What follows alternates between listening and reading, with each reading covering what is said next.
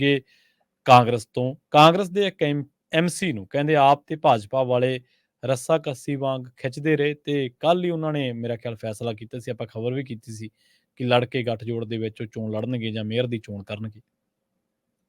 ਬਿਲਕੁਲ ਪ੍ਰਵੀਨ ਜੀ, ਚੰਡੀਗੜ੍ਹ ਦੇ ਵਿੱਚ ਜਿਹੜਾ ਕਾਂਗਰਸ ਤੇ ਆਮ ਆਦਮੀ ਪਾਰਟੀ ਦਾ ਗੱਠਜੋੜ ਹੋਇਆ, ਉਹਨੂੰ ਲੈ ਕੇ ਅਚੇਚੇ ਤੌਰ ਤੇ ਰਾਜ ਸਭਾ ਦੇ ਮੈਂਬਰ ਇਹਨਾਂ ਦੇ ਰਾਘਵ ਚੱਡਾ ਜੀ ਕਹਿ ਰਹੇ ਸੀਗੇ ਕਿ ਇਹ ਜੀ ਲੋਕ ਸਭਾ ਦਾ ਰਾਹ ਖੋਲੂਗਾ, ਇਹ ਪੂਰੇ ਦੇਸ਼ 'ਚ ਸੁਣਿਆ ਜਾਊਗਾ ਕਿ ਦੇਖੋ ਜੇ ਮਿਲ ਕੇ ਲੜੇ ਤਾਂ ਅਸੀਂ ਕਿਵੇਂ ਜਿੱਤੇ। ਇਸ ਲਈ ਕਹਿੰਦੇ ਜੀ ਭਾਜਪਾ ਦੀ ਹਾਰ ਦੀ ਇਬਾਰਤ ਇੱਥੋਂ ਲਿਖਣੀ ਆ। ਠੀਕ ਹੈ ਜੀ। ਸੋ ਜਿਹੜੀ ਗੱਲ ਆਪਾਂ ਕਰ ਰਹੇ ਸੀਗੇ ਕਿ ਇਹ ਲੋਕ ਸਭਾ ਦਾ ਸਮਝੌਤੇ ਦਾ ਟ੍ਰੇਲਰ ਹੈ, ਸੋ ਉਸ ਗੱਲ ਦੇ ਉੱਤੇ ਰਾਘਵ ਚੱਡਾ ਹੋਰੀ ਇਹ ਕਹਿੰਦੇ ਨਜ਼ਰ ਆਏ ਕਿ ਬਿਲਕੁਲ ਜੀ ਇਹ ਗੱਠਜੋੜ ਸਾਡਾ ਹੁਣ ਇੱਥੋਂ ਸ਼ੁਰੂਆਤ ਹੋ ਗਈ ਹੈ, ਇੰਡੀਆ ਬਣਾ ਭਾਜਪਾ ਦੀ ਤੇ ਇੱਥੋਂ ਇੰਡੀਆ ਜਿੱਤਣਾ ਸ਼ੁਰੂ ਹੋਊਗਾ। ਇਸ ਲਈ ਇਸ ਨੂੰ ਇਕੱਲੀ ਮੇਅਰ ਦੀ ਚੋਣ ਨਾ ਦੇਖੀ ਜਾਵੇ ਤੇ ਭਾਜਪਾ ਵੀ ਇਸ ਨੂੰ ਮੇਅਰ ਦੀ ਚੋਣ ਨਹੀਂ ਦੇਖ ਰਹੀ। ਭਾਜਪਾ ਵੀ ਇਸ ਨੂੰ ਚੰਡੀਗੜ੍ਹ ਦੇ ਵਿੱਚ ਆਪਣੀ ਐਮਪੀ ਦੀ ਜਾਂ ਦੇਸ਼ 'ਚ ਆਪਣੀ ਹੋਂਦ ਦੀ ਚੋਣ ਦੇਖ ਰਹੀ ਹੈ।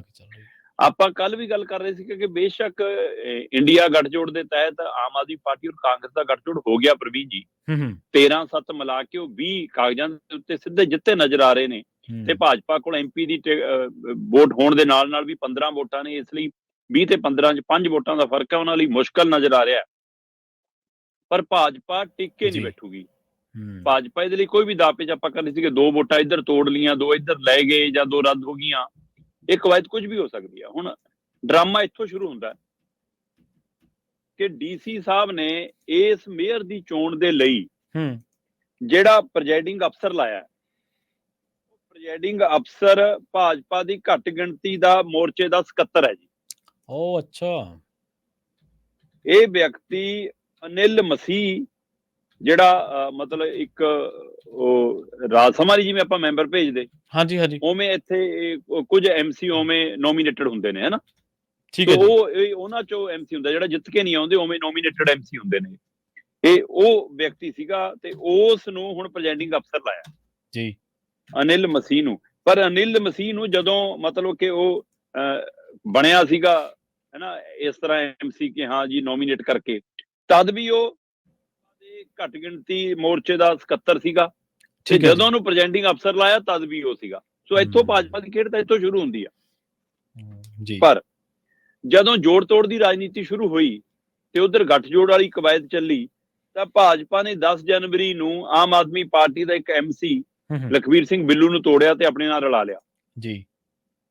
ਤੇ 13 ਜਨਵਰੀ ਨੂੰ ਆਮ ਆਦਮੀ ਪਾਰਟੀ ਨੇ ਭਾਜਪਾ ਦਾ ਇੱਕ ਤੋੜ ਲਿਆ ਤੇ ਗਿਣਤੀ ਫੇਰ ਉੱਥੇ ਹੀ ਆ ਗਈ। ਠੀਕ ਹੈ, ਉਸ ਤੋਂ ਬਾਅਦ ਸਾਰਾ ਖੇਡ ਆ ਕੇ ਫਸ ਗਿਆ ਵੋਟਾਂ ਪੈਣ ਤੇ। ਪਰ ਕਾਂਗਰਸ ਦੇ ਆਪ ਚ ਸਮਝੌਤਾ ਹੋਇਆ ਪ੍ਰਵੀਨ ਜੀ ਕਿ ਆਪਾਂ ਭਾਈ ਮੇਅਰ ਲੜਾਂਗੇ ਆਮ ਆਦਮੀ ਪਾਰਟੀ ਦਾ, ਸੀਨੀਅਰ ਡਿਪਟੀ ਮੇਅਰ ਤੇ ਡਿਪਟੀ ਮੇਅਰ ਲੜਾਂਗੇ ਕਾਂਗਰਸ ਦਾ। ਠੀਕ ਹੈ, ਹੁਣ ਉਹਦੇ ਤਹਿਤ ਕਾਂਗਰਸ ਦੇ ਮੇਅਰ ਵਾਲੇ ਕੈਂਡੀਡੇਟ ਨੇ ਕਾਗਜ਼ ਵਾਪਸ ਲੈਣੇ ਸੀ, ਆਮ ਆਦਮੀ ਪਾਰਟੀ ਦੇ ਸੀਨੀਅਰ ਮੇਅਰ ਔਰ ਡਿਪਟੀ ਮੇਅਰ ਵਾਲੇ ਨੇ ਕਾਗਜ਼ ਵਾਪਸ ਲੈਣੇ ਸੀ। ਹੁਣ ਆਮ ਆਦਮੀ ਪਾਰਟੀ ਦੇ ਰੋਪੜ ਤੋਂ ਆਏ ਸਰਕਾਰੀ ਗੱਡੀਆਂ 'ਚ ਕਾਗਜ਼ ਵਾਪਸ ਲੈਣ, ਇਹਨਾਂ ਵਾਲੇ ਸ਼ਿਮਲੇ ਤੋਂ ਉਤਰੇ ਆਏ, ਸਮਝੌਤਾ ਹੋ ਚੁੱਕਿਆ ਸੀ ਹੁਣ, ਹੈ ਨਾ। ਸੋ ਜਦੋਂ ਕਾਗਜ਼ ਵਾਪਸ ਲੈਣ ਆਏ, ਕਾਗਜ਼ੀ ਵਾਪਸੀ ਦੀ ਕਾਰਵਾਈ ਸਾਰਾ ਕੁਝ ਪੂਰੀ ਹੋ ਗਈ ਜੀ ਜੀ। ਜਿਹੜਾ ਨਗਰ ਨਿਗਮ ਦਾ ਸੈਕਟਰੀ ਸੀਗਾ, ਸੈਕਟਰੀ ਗੁਰਿੰਦਰ ਸਿੰਘ ਸੋਢੀ, ਉਹ ਉਸ ਦਿਨ ਦਫ਼ਤਰ 'ਚ ਨਹੀਂ ਸੀਗਾ।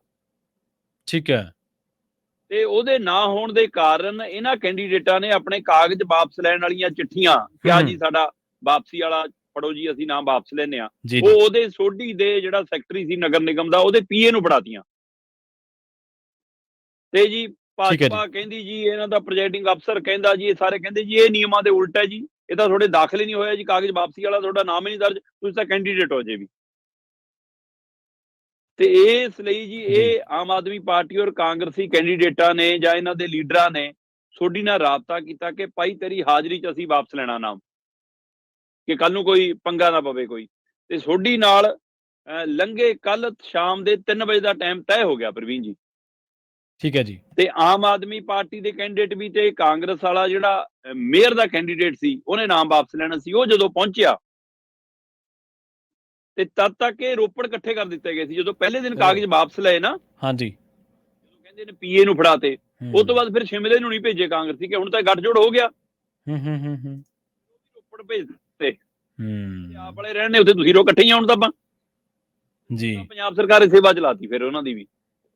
ਤੇ ਇੱਧਰ ਜਦੋਂ ਹੁਣ ਸੋਢੀ ਨਾਲ ਟਾਈਮ ਤੈਅ ਹੋ ਗਿਆ ਕਿ ਭਾਈ ਆਪਾਂ ਮੰਗਲਵਾਰ ਦੇ 3 ਵਜੇ ਕਾਗਜ਼ ਵਾਪਸ ਲੈਣੇ ਆ, ਤੇ ਕਾਫਲਾ ਅਮਲਾ ਫਲਾ ਪਹੁੰਚਿਆ ਵਾਪਸ ਲੈਣ ਲਈ, ਤਦ ਤੱਕ ਜੀ ਰੋਲਾ ਇਹ ਪੈ ਗਿਆ ਕਿ ਜੀ ਕਿ ਸੋਢੀ ਸਾਹਿਬ ਆਏ ਨਹੀਂ ਜੀ, ਡਿੱਕੀ ਜਾਓ ਜੀ। 4:30 ਵਜੇ 4 ਵਜੇ ਤੋਂ ਬਾਅਦ ਸੋਢੀ ਸਾਹਿਬ ਆਏ।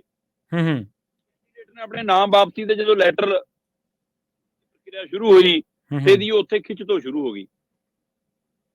ਇਸ ਕੈਂਡੀਡੇਟ ਦਾ ਜਿਹੜਾ ਕਾਂਗਰਸ ਵੱਲੋਂ ਮੇਅਰ ਦਾ ਕੈਂਡੀਡੇਟ ਸੀ ਬੰਟੀ, ਉਹਦਾ ਬਾਪੂ ਭਾਜਪਾਈਆਂ ਨਾਲ ਪਹੁੰਚ ਗਿਆ ਕਿ ਇਹ ਮੁੰਡਾ ਤਾਂ ਜੀ ਮੇਰਾ ਅਗਵਾ ਕੀਤਾ ਹੋਇਆ ਕਾਂਗਰਸ ਦੇ ਆਪ ਵਾਲਿਆਂ ਨੇ। ਭਾਜਪਾ ਦਾ ਐਮਸੀ ਜਿਹੜਾ ਆਪ 'ਚ ਸ਼ਾਮਲ ਹੋਇਆ, ਉਹਦਾ ਮੁੰਡਾ 37 ਥਾਣੇ ਪਹੁੰਚ ਗਿਆ ਸੀ ਕਿ ਮੇਰਾ ਪਾਪਾ ਅਗਵਾ ਕਰ ਲਿਆ ਜੀ। ਠੀਕ ਹੈ ਜੀ, ਆਮ ਆਦਮੀ ਪਾਰਟੀ ਨੇ। ਜੀ ਜੀ। ਉਸੇ ਤਰ੍ਹਾਂ ਹੁਣ ਇਹ ਕਾਂਗਰਸ ਦਾ ਐਮਸੀ ਪਹੁੰਚ ਗਿਆ, ਐਮਸੀ ਦਾ ਪਿਓ ਪਹੁੰਚ ਗਿਆ ਕਿ ਮੇਰਾ ਪੁੱਤ ਅਗਵਾ ਕੀਤਾ ਹੋਇਆ ਜੀ ਕਾਂਗਰਸੀਆਂ ਨੇ। ਉਹ ਅੱਛਾ। ਭਾਜਪਾਈਆਂ ਨੂੰ ਨਾਲ ਲੈ ਕੇ ਪਹੁੰਚ ਗਿਆ ਤੇ ਉੱਥੇ ਜੀ ਕਹਿੰਦੇ ਕਿ ਖਿੱਚ ਤੂਏ ਸ਼ੁਰੂ ਹੋ ਗਈ। ਭਾਜਪਾਈ ਉਹਨੂੰ ਆਪਣੇ ਕੰਨੀ ਖਿੱਚਣ ਲੱਗ ਗਏ, ਬੰਟੀ ਨੂੰ, ਐਮਸੀ ਨੂੰ। ਤੇ ਉਹਦਾ ਪਿਓ ਰੌਲਾ ਪਾਈ ਗਿਆ ਕਿ ਤੂੰ ਕਾਗਜ਼ ਵਾਪਸ ਨਾ ਲੈ, ਓਏ ਤੈਨੂੰ ਭਾਜਪਾ ਮੇਅਰ ਦਾ ਕੈਂਡੀਡੇਟ ਬਣਾਊਗੀ। ਠੀਕ ਹੈ। ਇਹ ਸਥਿਤੀ ਬਣ ਗਈ। ਤੇ ਇੱਧਰ ਹੁਣ ਕਹਿੰਦੇ ਜੀ ਐਮਐਲਏ ਸਾਹਿਬ ਆਏ ਹੋਏ ਸੀ ਉੱਥੇ ਮੌਕੇ ਤੇ, ਲਾਲਪੁਰਾ ਔਰ ਜਿਹੜੇ ਐਮਐਲਏ ਨੇ, ਉਹ ਐਮਐਲਏ ਨਾਲ ਕਹਿੰਦੇ ਜੀ ਪੁਲਿਸ ਆਈ ਹੈ, ਜਦੋਂ ਕਿ ਸਾਰਿਆਂ ਨੂੰ ਪਤਾ ਕਿ ਪੁਲਿਸ ਤਾਂ ਇਹਨਾਂ ਨੂੰ ਵੀ ਦਿੱਤੀ ਹੋਈ ਸੀ। ਤੇ ਉੱਥੇ ਰੌਲਾ ਪੈ ਗਿਆ ਜੀ ਕਿ ਪੰਜਾਬ ਪੁਲਿਸ ਨੂੰ ਚੱਕਣ ਆ ਗਈ ਜੀ। ਜ਼ਬਰਦਸਤੀ ਲੈ ਕੇ ਜਾਊ। ਭਾਜਪਾਈ ਨੇ ਇਹਨੂੰ ਏਦਾਂ ਮਾਹੌਲ ਬਣਾਇਆ ਤੇ ਉਹਨਾਂ ਨੇ ਚੰਡੀਗੜ੍ਹ ਪੁਲਿਸ ਬੁਲਾ ਲਈ। ਅੱਛਾ। ਚੰਡੀਗੜ੍ਹ ਪੁਲਿਸ ਕਿਹਦੀ ਹੈ ਜਨਾਬ, ਸਭ ਨੂੰ ਪਤਾ। ਬਿਲਕੁਲ, ਦੱਸਣ ਦੀ ਲੋੜ ਥੋੜੋ ਆ। ਪ੍ਰੈਜ਼ਾਈਡਿੰਗ ਅਫਸਰ ਭਾਜਪਾ ਨੇ ਆਪਣਾ ਲਾਇਆ, ਪੁਲਿਸ ਵੀ ਭਾਜਪਾ ਦੀ ਆ ਜੀ। ਬੰਟੀ ਕਹੇ ਮੈਂ ਪਵਨ ਬਾਂਸਲ ਅੰਕਲ ਦੇ ਘਰ ਜਾਣਾ, ਤੇ ਪੁਲਿਸ ਕਹੇ ਕਿ ਨਾ ਤੂੰ ਸਾਡੇ ਨਾਲ ਜਾਣਾ।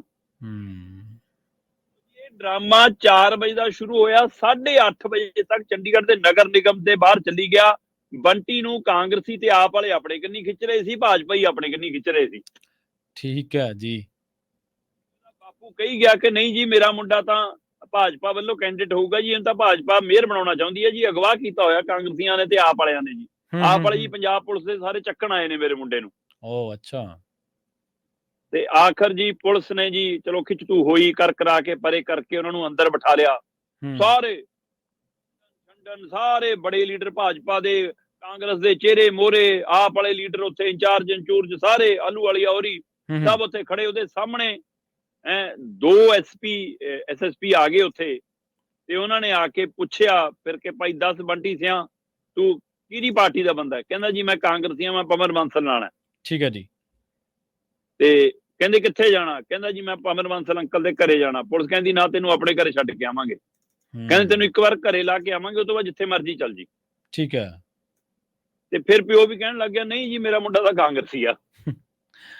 ਜੀ ਜੀ। ਉਸ ਤੋਂ ਬਾਅਦ ਪੁਲਿਸ ਜ਼ਬਰਦਸਤੀ ਰਾਤ 8:30 ਵਜੇ ਉਸ ਕਾਂਗਰਸੀ ਐਮਸੀ ਨੂੰ ਉਹਦੇ ਘਰੇ ਛੱਡਿਆ ਜੀ। ਪਰ ਘਰੇ ਛੱਡਣ ਤੋਂ ਬਾਅਦ ਬਾਹਰ ਪਹਿਰਾ ਲਾ ਕੇ ਬੈਠ ਗਈ, ਕਿਤੇ ਕੋਈ ਹੋਰ ਨਾ ਚੱਕਣਾ ਜੇ, ਨਾ ਉਹਨੂੰ ਮਿਲਣ ਦਿੱਤਾ ਜਾ ਰਿਹਾ, ਨਾ ਕਿਤੇ ਜਾਣ ਦਿੱਤਾ ਜਾ ਰਿਹਾ। ਠੀਕ ਹੈ ਜੀ। ਇਹ ਰਾਤ ਕਹਿੰਦੇ ਪਵਨ ਬਾਂਸਲ ਉਹਦੇ ਘਰੇ ਉਹਨੂੰ ਮਿਲਣ ਚਲਾ ਗਿਆ। ਚੰਡੀਗੜ੍ਹ ਪੁਲਿਸ ਨੇ ਪਵਨ ਬਾਂਸਲ ਨੂੰ ਉਹਨੂੰ ਮਿਲਣ ਨਹੀਂ ਦਿੱਤਾ, ਅੰਦਰ ਨਹੀਂ ਜਾਣ ਦਿੱਤਾ। ਤੇ ਉਹਨੇ ਅੰਦਰੋਂ ਇੱਕ ਵੀਡੀਓ ਬਣਾ ਕੇ ਪਾਈ ਆ। ਹੁਣ ਮੈਂ ਕਿਸੇ ਦਬਾਅ ਹੇਠ ਨਹੀਂ, ਮੈਂ ਕਿਸੇ ਨਾਲ ਨਹੀਂ, ਮੈਂ ਆਪਣੀ ਪਾਰਟੀ ਦੇ ਨਾਲ ਆ, ਮੈਂ ਜਿੱਥੇ ਪਾਰਟੀ ਦਾ ਜੋ ਹੁਕਮ ਆ ਉਹਦੇ ਅਨੁਸਾਰ ਚੱਲੂਗਾ। ਹੁਣ ਫਿਕਰ ਆਮ ਆਦਮੀ ਪਾਰਟੀ ਔਰ ਕਾਂਗਰਸ ਨੂੰ ਵੱਧਦਾ ਕਿ ਇਹ ਪਿਓ ਦੇ ਰਾਹੀਂ ਕੋਈ ਨਵਾਂ ਸੌਦਾ ਤਾਂ ਨਹੀਂ ਹੋ ਗਿਆ ਜੀ, ਘਰ 'ਚ ਕੋਈ ਨਵੀਂ ਖਿਚੜੀ ਤਾਂ ਨਹੀਂ ਪੱਕ ਜੂ, ਸਾਡਾ ਕਿਤੇ ਕੈਂਡੀਡੇਟ ਦੇ ਕਾਗਜ਼ ਵਾਪਸ ਮੰਨੇ ਹੀ ਨਾ ਜਾਣੇ, ਇਹਨੂੰ ਖੜਾ ਹੀ ਰੱਖ ਲੈਣ, ਇਹਦੀਆਂ ਵੋਟਾਂ ਦਾ ਕੋਈ ਇੱਧਰ ਉੱਧਰ ਨਾ ਹੋ ਜਾਵੇ, ਇਹ ਵੋਟ ਨਾ ਦੂਏ ਪਾਸੇ ਚਲੀ ਜਾਵੇ। ਸੋ ਹੁਣ ਮੈਂ ਤਾਂ ਹੀ ਕੱਲ ਕਹਿ ਰਿਹਾ ਸੀ ਕਿ ਬੇਸ਼ੱਕ ਇਹ ਕਾਗਜ਼ਾਂ ਦੇ ਉੱਤੇ ਅਜੇ ਵੀ ਆਮ ਆਦਮੀ ਪਾਰਟੀ ਜਿੱਤੂ ਨਜ਼ਰ ਆ ਰਹੀ ਆ, ਕਾਂਗਰਸ ਜੇਤੂ ਨਜ਼ਰ ਆ ਰਹੀ ਹੈ ਗੱਠਜੋੜ ਦੇ ਰੂਪ ਚ 13 ਤੇ 7 ਮਿਲਾ ਕੇ 20 ਜੀ, ਤੇ ਭਾਜਪਾ 15। ਪਰ ਜਿਵੇਂ ਪਿਛਲੀਆਂ ਚੋਣਾਂ ਚ 7-8 ਸਾਲਾਂ ਤੋਂ ਲਗਾਤਾਰ ਮੇਅਰ ਬਣਾਉਂਦੇ ਆਏ ਨੇ ਭਾਜਪਾ ਵਾਲੇ, ਉਹਦੇ ਵਿੱਚ ਕ੍ਰਾਸਿੰਗ ਵੋਟ, ਦੂਸਰੇ ਪਾਸੇ ਦੀਆਂ ਵੋਟਾਂ ਰੱਦ ਹੋਣ ਦੀ ਕਵਾਇਦ, ਇਹ ਖੇਡ ਵੀ ਚੱਲਦਾ ਰਿਹਾ। ਇਸ ਵਾਰ ਵੀ ਇਹੋ ਜਿਹਾ ਫਾਰਮੂਲਾ ਕੋਈ ਅਪਣਾਇਆ ਜਾ ਸਕਦਾ, ਚੋਣਾਂ ਰੱਦ ਹੋਣ ਤੱਕ ਸਥਿਤੀ ਆ ਸਕਦੀ ਹੈ। ਕੋਈ ਖਿੱਚੋ ਤਾਣ, ਉਹ ਜਿਵੇਂ ਕਹਿੰਦੇ ਹੁੰਦੇ ਆ ਕਿ ਜਲੇਬੀਆਂ ਨੂੰ ਸਵਾਹ ਪਾ ਕੇ ਭਾਜੋ ਫਿਰ, ਹੈ ਨਾ, ਸੋ ਉਹੋ ਜਿਹਾ ਕੁਝ ਹੋ ਸਕਦਾ। ਸੋ ਇੱਥੇ ਹੁਣ ਭਾਜਪਾ ਦੇ ਮੈਂਬਰ ਨਹੀਂ ਹੈਗੇ, ਵੋਟਾਂ ਉਹ ਨਹੀਂ ਹੈਗੀਆਂ, ਉਹ ਜਿੱਤ ਵਾਲੀ ਸਥਿਤੀ 'ਚ ਨਹੀਂ ਹੈਗੀ, ਇਸ ਲਈ ਉਹ ਖੇਲ ਵਿਗਾੜਨ ਲਈ ਕਿਸੇ ਹੱਦ ਤੱਕ ਜਾ ਸਕਦੀ ਹੈ। ਤੇ ਜਿਹਦੀ ਤਸਵੀਰ ਆਏ ਕਿ ਇੱਕ MC ਨੂੰ ਰੱਸਾ ਕੱਸੀ ਮੰਗ 4 ਘੰਟੇ ਖਿੱਚਦੇ ਰਹੇ ਨਗਰ ਨਿਗਮ ਦੇ ਬਾਹਰ। ਲੋਕ ਜਦੋਂ ਸ਼ਰਮਾ ਜੀ ਅਖਬਾਰ ਪੜ੍ਹਨਗੇ, ਇਹਨਾਂ ਖਬਰਾਂ ਨੂੰ ਸੁਣਨਗੇ, ਵੇਖਣਗੇ, ਵਾਚਣਗੇ, ਉਹ ਕਹਿਣਗੇ ਤਾਂ ਸਹੀ ਇਹ ਫਿਰ ਇਲੈਕਸ਼ਨ ਕਰਨ ਦੀ ਕੀ ਲੋੜ ਹੈ, ਫਿਰ ਇਲੈਕਟਿਵ ਮੈਂਬਰ ਦੀ ਕੀ ਲੋੜ ਹੈ, ਫਿਰ ਤਾਂ ਸਿਲੈਕਟਿਵ ਕਰ ਲਓ ਨਾ, ਫਿਰ ਤਾਂ ਨੋਮੀਨੇਟ ਕਰ ਲਓ। ਜਦੋਂ ਤੁਸੀਂ ਉਸ ਢਾਂਚੇ ਦੀ ਅਹਿਮੀਅਤ ਨਹੀਂ ਰਹਿਣ ਦਿੱਤੀ, ਫਿਰ ਉਹ ਢਾਂਚਾ ਚਲਾਉਣ ਦਾ ਫਾਇਦਾ ਕੀ ਹੈ? ਫਾਇਦਾ ਕੀ ਹੈ?